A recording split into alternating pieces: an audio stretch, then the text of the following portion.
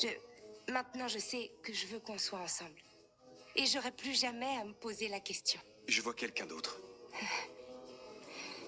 C'est toi qui as voulu te prouver je sais pas quoi. Moi, je savais que je t'aimais. Vous voyez ce regard?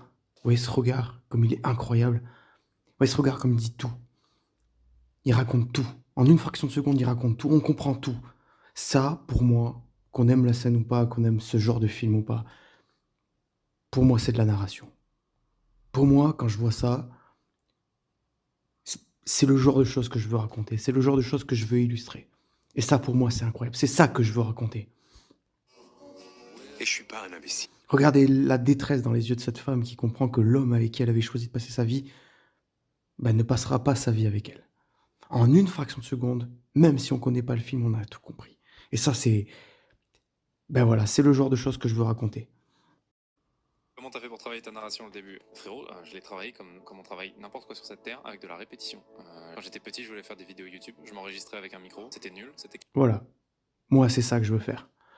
Quand j'ai vu sa vidéo, ça m'a parlé. Voilà, moi, je veux raconter des histoires. Je suis passionné d'histoires depuis tout le temps.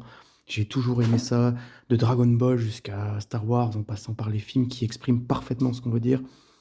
J'aime les histoires qui narrent parfaitement le, le message un, avec une illustration, avoir choisi la bonne manière de raconter ce qu'on exprime. Et ça, pour moi, c'est incroyable. Ça faisait Ce pas qu'il naturel, dit, du coup je me réenregistrais et je le faisais 500 fois jusqu'à ce que je sois à peu près content du résultat. Et quand j'étais content du résultat, je uploadais la vidéo. Et comme j'ai continué à le faire sur des années, bah naturellement... voilà, ce qu'il dit, ça m'a touché.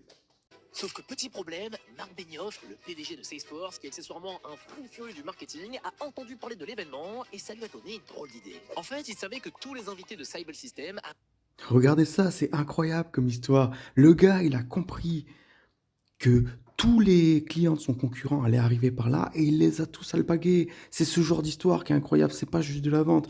Moi, la façon dont Bastien Pellissier raconte les histoires, putain, c'est ça que je veux. C'est incroyable. Regardez ce coup marketing.